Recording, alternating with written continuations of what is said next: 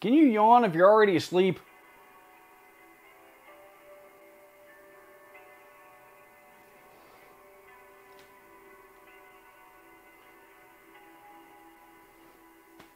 I don't think I've ever seen a sleeping person yawn before, come to think of it.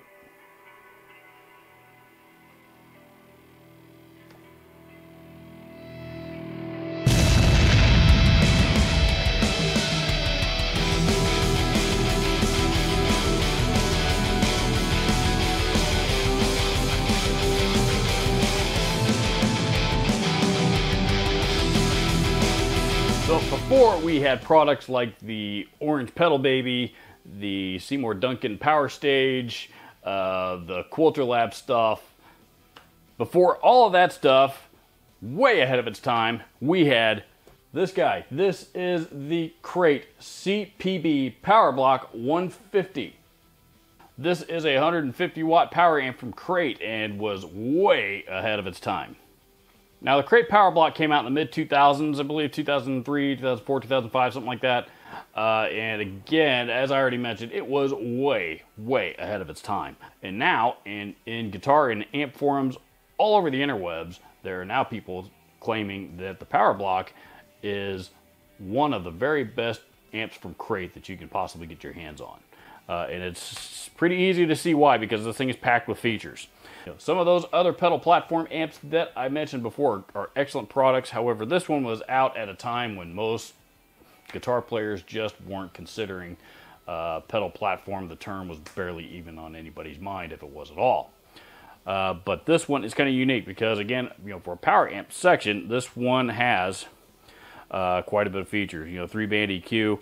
Level and gain control, as you can see, which is a little bit more tonal flexibility just on its own, and even on its own, even as an amp on its own, it actually is pretty good sounding amp. Not a super duper high gain amp or anything like that. It's not going to get you into hard rock or metal territory, but it's certainly a very, very serviceable gain sound coming out of it. The other thing you probably noticed on the front there is the headphone input jack, which you don't see that on too many 150 watt amplifiers, especially these days.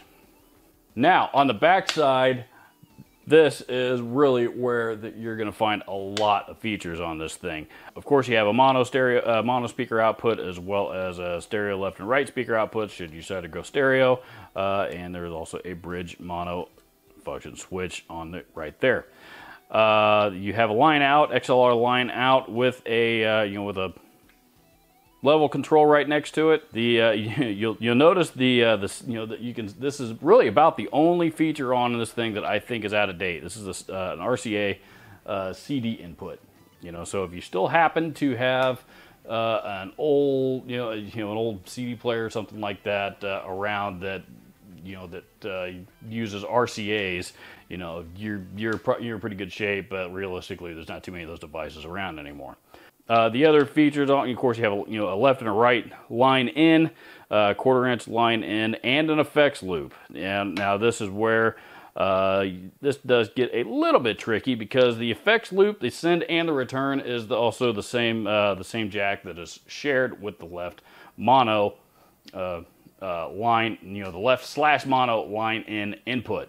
So what that means is, you cannot use the line in and the effects loop simultaneously. You have to use one or the other. The effects loop, again, as you can see here, is just one input. The send and return are the same jack, so that means you got to get a little, basically you need a Y cable, something similar to this, something that's got two mono, quarter-inch on one end and a TRS stereo quarter-inch on the other end. And this is what goes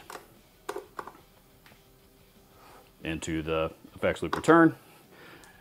And then these two cables are going to go on either end of the signal chain of the pedals that you're putting into your effects loop.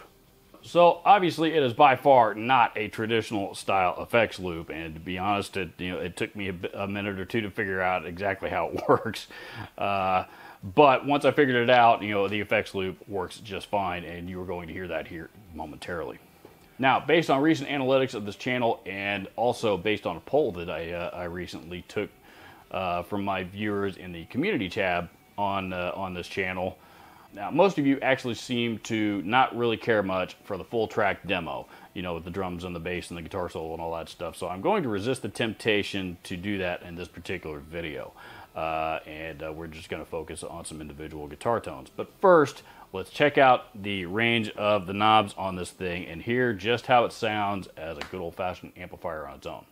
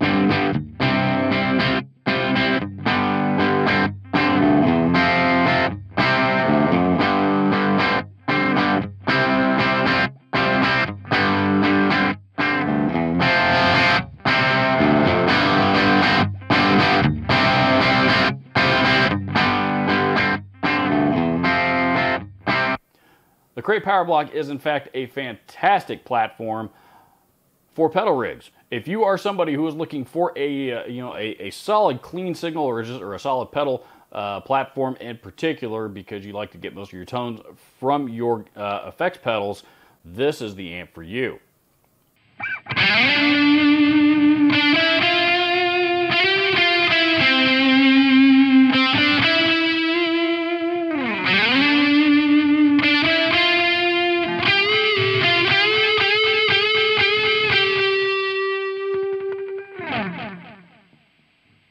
Whether you've got a rig set up for blues,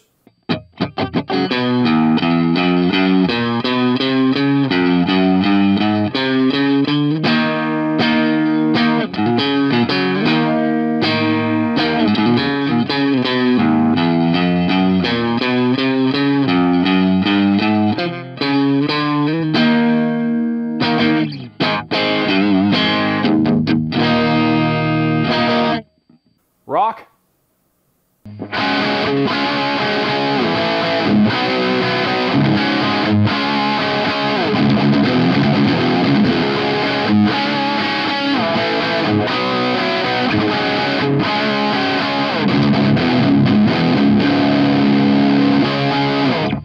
heavy metal,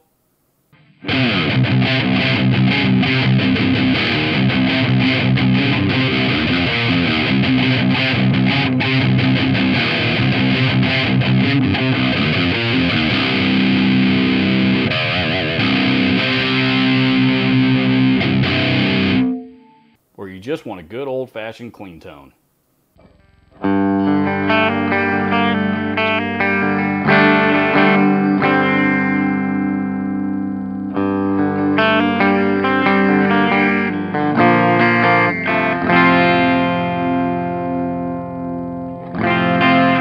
Crate Power Block can absolutely cover all of those bases for you regardless of what kind of pedals you are using. Now this is a solid state amplifier that has 150 watts in it, so this thing is ideal for both small size gigs with small pedal rigs or great big monster 412 cabinets at large venues.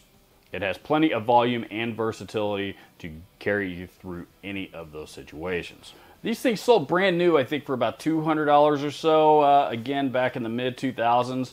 I remember specifically, Musician's Friend was blowing these out for $99 when they were discontinued.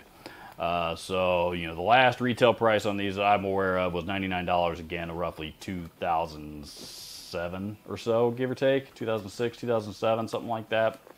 Of course, 99 bucks went a lot farther back then than it does now, but still 99 bucks was still considered a very, very fair price for an amplifier like this. Nowadays, you have to shop for them on the used market. You used to be able to find them around 80 bucks to 100 bucks. Now they seem to be selling for about 150, maybe now 150 to 180 pretty consistently. That's what I saw when I was looking for this one.